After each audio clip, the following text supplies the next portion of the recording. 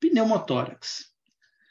Bem, o pneumotórax nada mais é do que o acúmulo de ar no espaço pleural, que virtualmente tem só líquido pleural em pequena quantidade, né? A gente sabe que, naturalmente, esse espaço pleural ele tem uma pressão negativa de 5 milímetros de mercúrio, né? Essa pressão negativa ela que sustenta parte da fisiologia respiratória nossa, em que a inspiração é um processo ativo que o ar entra por fluxo negativo, gerado por pressão negativa e entrando, então, fluxo para dentro dos pulmões.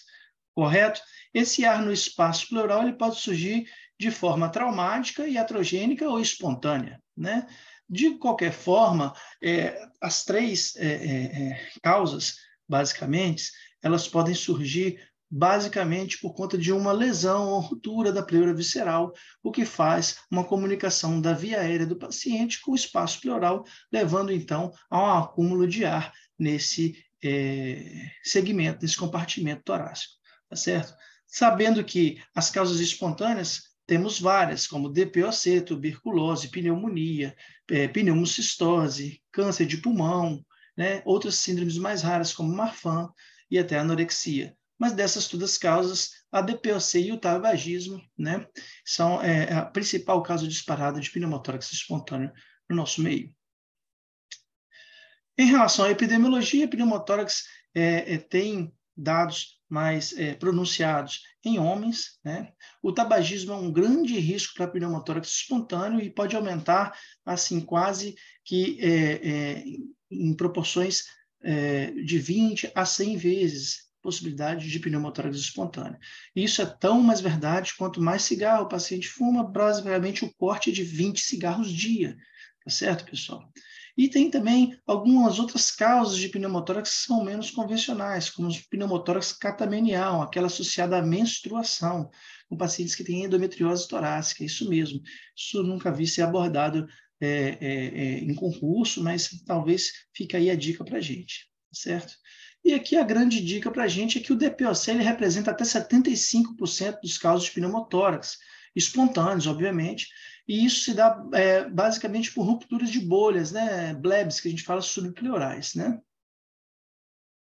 E aqui eu tenho uma lista, obviamente a gente não vai ler todas elas, mas listas de todas as causas de pneumotórax não traumático que a gente pode flagrar por aí, as principais: DPOC, pneumocistose, asma, tuberculose.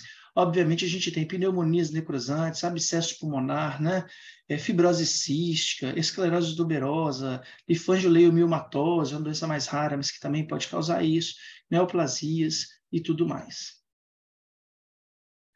O pneumotórax hipertensivo é um subtipo, digamos assim, dos pneumotórax que cursa com gravidade. O que acontece nessa situação? Acontece que o ar acumulado na cavidade pleural ele atinge uma pressão muito elevada, num segmento que tinha pressão negativa passa a ter pressões positivas acima de 15 milímetros de mercúrio. Essa pressão intratorácica aumentada, obviamente, muda a conformidade das estruturas intrapulmonares da caixa torácica, acontecendo restrição do retorno venoso, né? E uma certa pressão que vai fazer a rotação dos grandes vasos e coração também vão ficar comprimidos. Isso vai causar, obviamente, hipoxemia e choque, e é uma emergência médica, tem que ser tratado como tal, tá certo?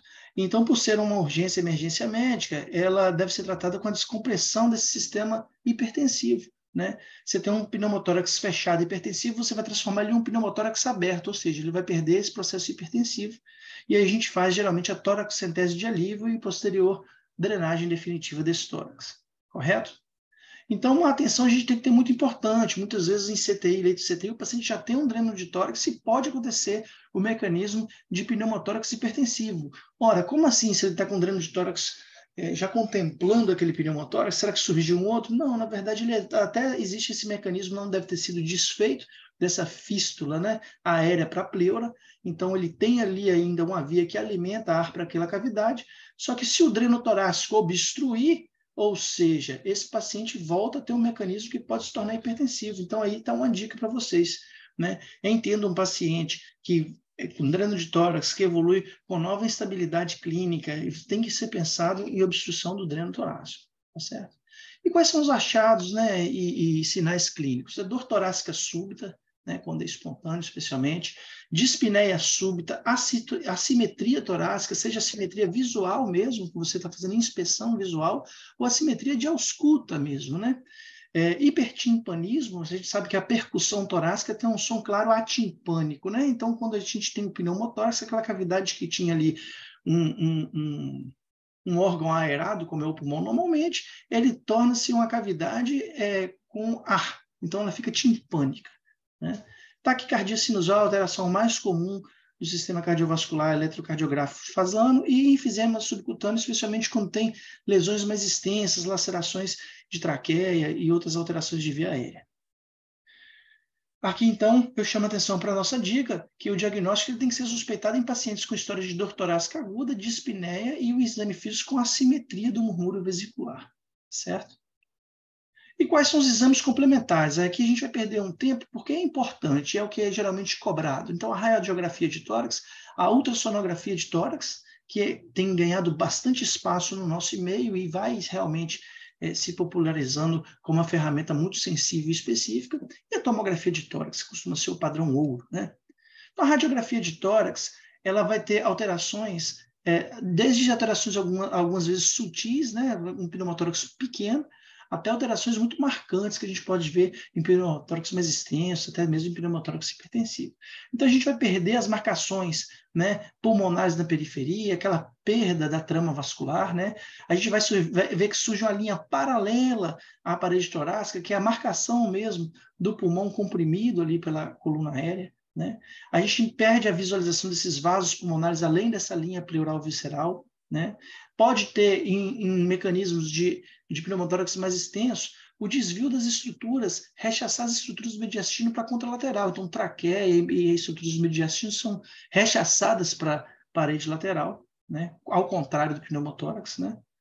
E o deslocamento do fígado para a porção inferior, né? O que a gente percebe do lado ipsilateral, ou seja, do lado do pneumotórax, ao contrário de todos que a gente citou aqui, é o aumento unilateral das estruturas radiográficas ali do tórax. Então, você vai ter um aumento do espaço intercostal, o tórax vai ficar mais expandido, apesar do pulmão estar comprimido.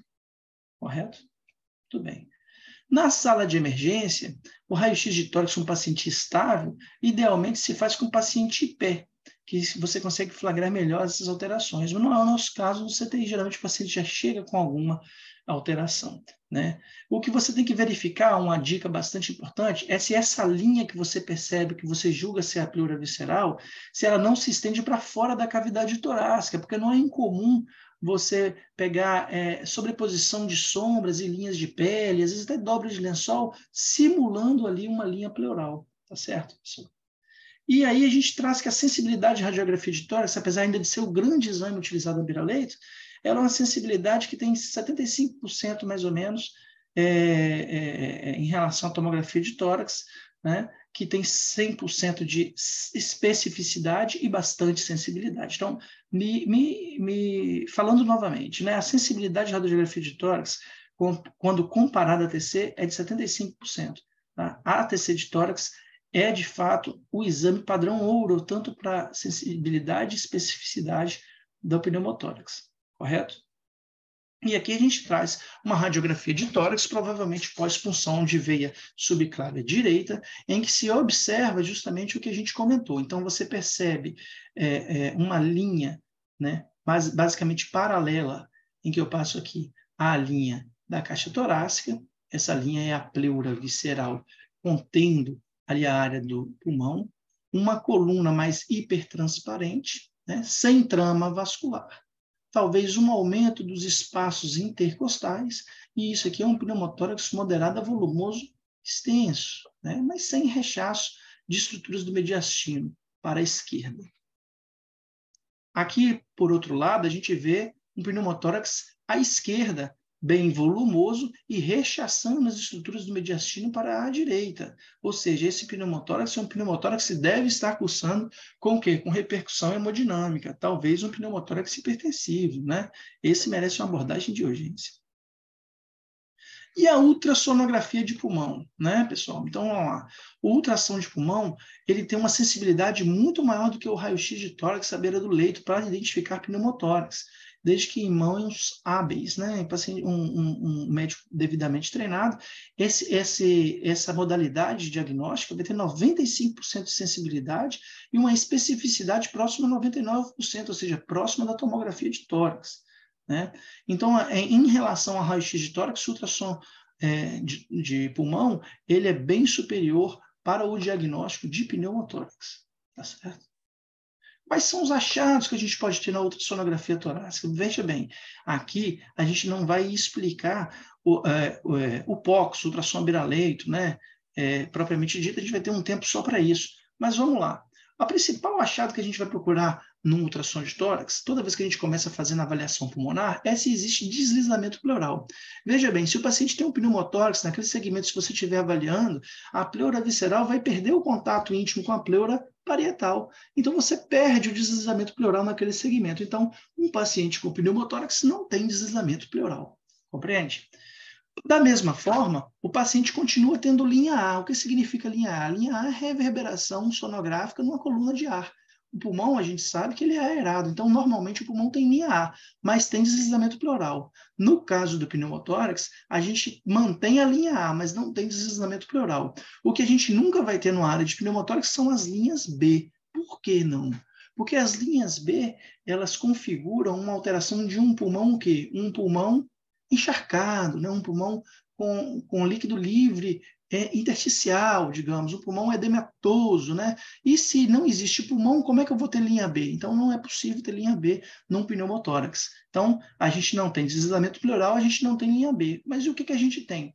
A gente pode ter o lung point, que é o ponto pulmonar, que é onde que a gente identifica a transição do pulmão saudável com pneumotórax, né? Que é bem específico de pneumotórax, mas não tão fácil de achar na prática. A gente também não vai apresentar o pulso pulmonar. Pulso pulmonar nada mais é do que uma alteração que a gente percebe ao longo da ultrassonografia de pulmão, em que existe a desaceleração do débito cardíaco dentro do parênquima pulmonar. Se esse parênquima pulmonar está comprimido, você não consegue acessá-lo pela ultrassonografia, você não vai ver esse pulso pulmonar. Tá certo? No modo M, o que a gente percebe é o famoso sinal da estratosfera, o sinal dos códigos de barras, que é bem característico de pneumotórax. E a gente não vai ter o famoso sinal da praia, que é de um pulmão normal. Então, o que a gente tem no pneumotórax? Né? A gente tem o lung point, né? Que é justamente onde você identificou a transição do pulmão saudável para o pulmão doente, né? E a gente vai ter o sinal da estratosfera ou código de barra. E os sinais normais de um pulmão,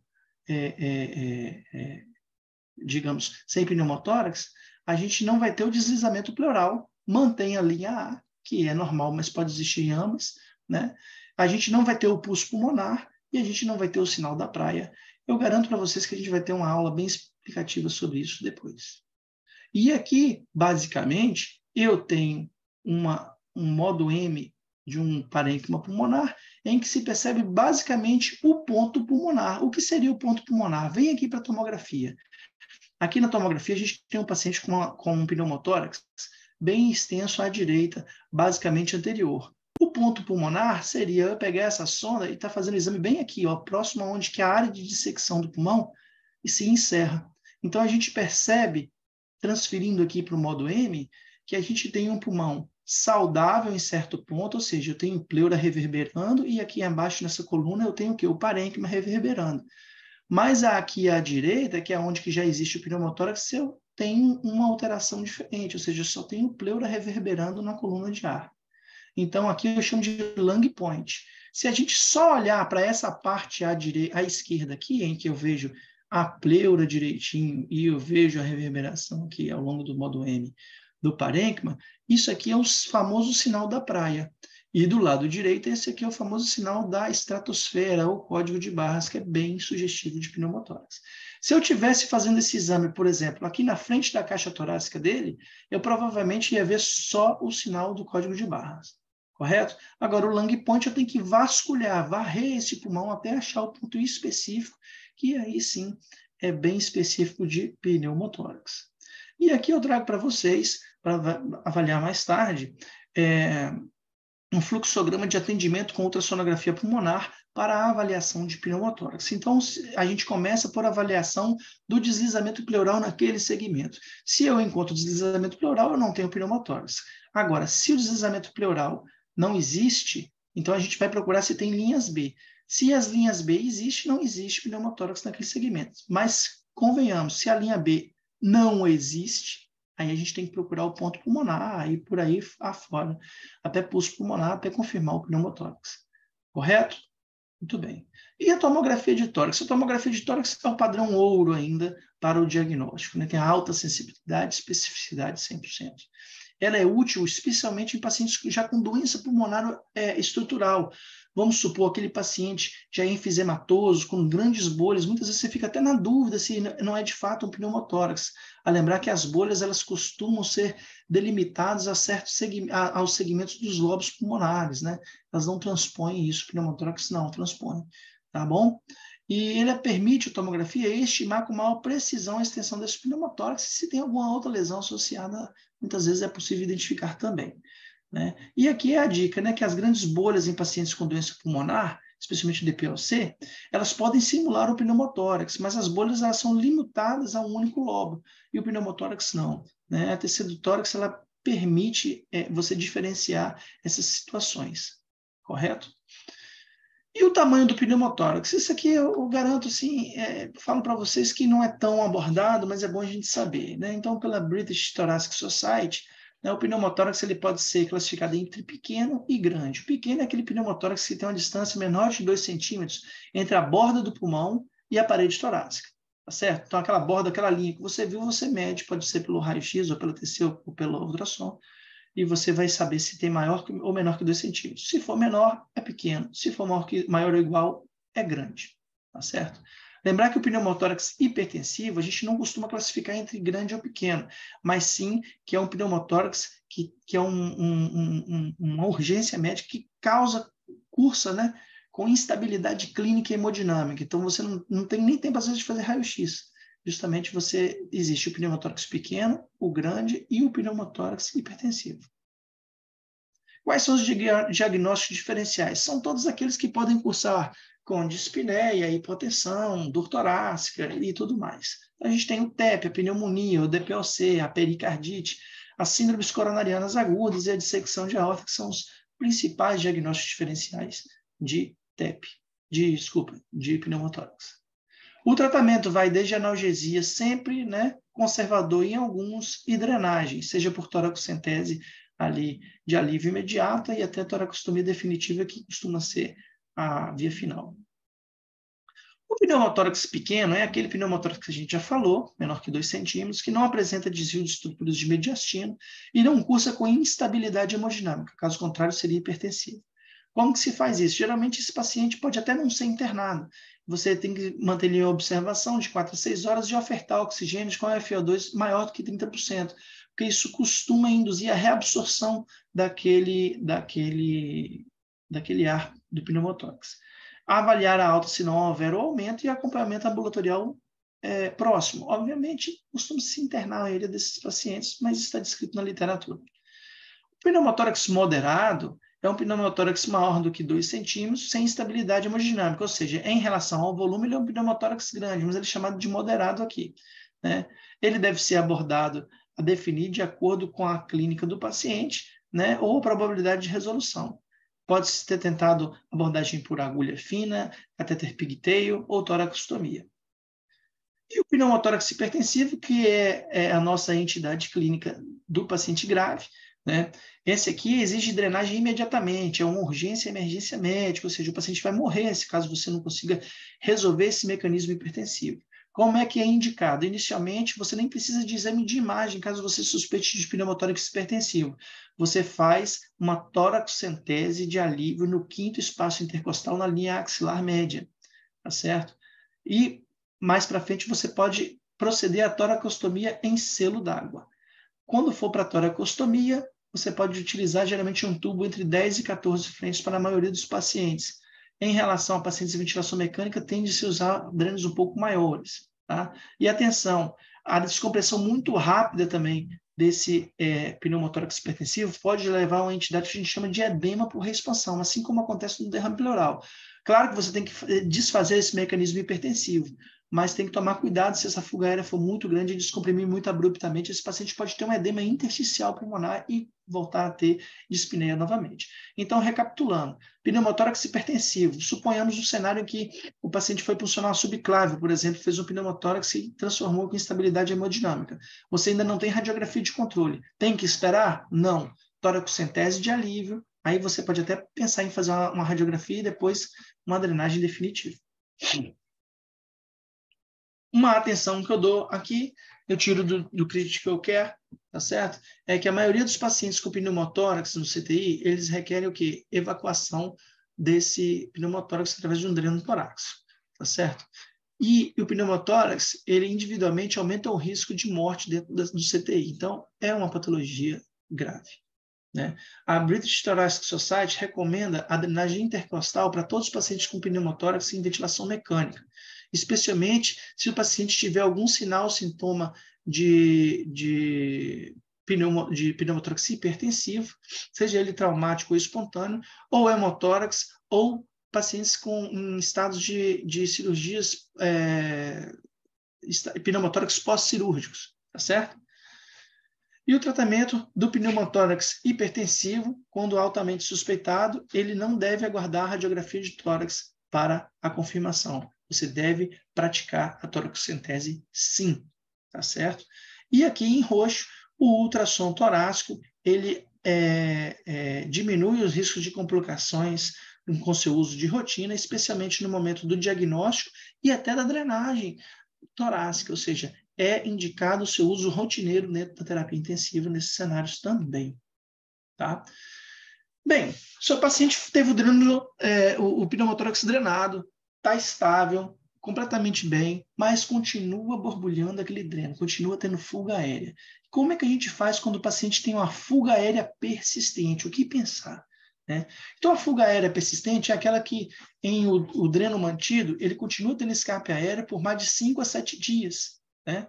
E o tratamento para a maioria desses pacientes é basicamente manter o dreno torácico e conservador, porque ele costuma se resolver espontaneamente.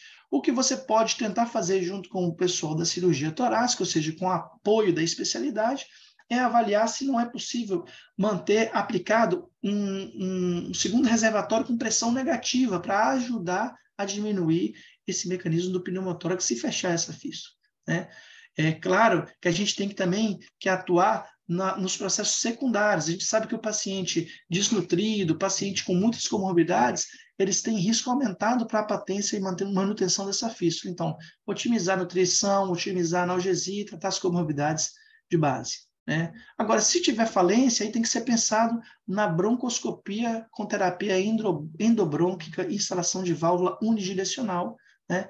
Essa indicação, geralmente, ela pode surgir após os 7 dias e mantida por até 6 semanas, caso o paciente seja submetido a ela.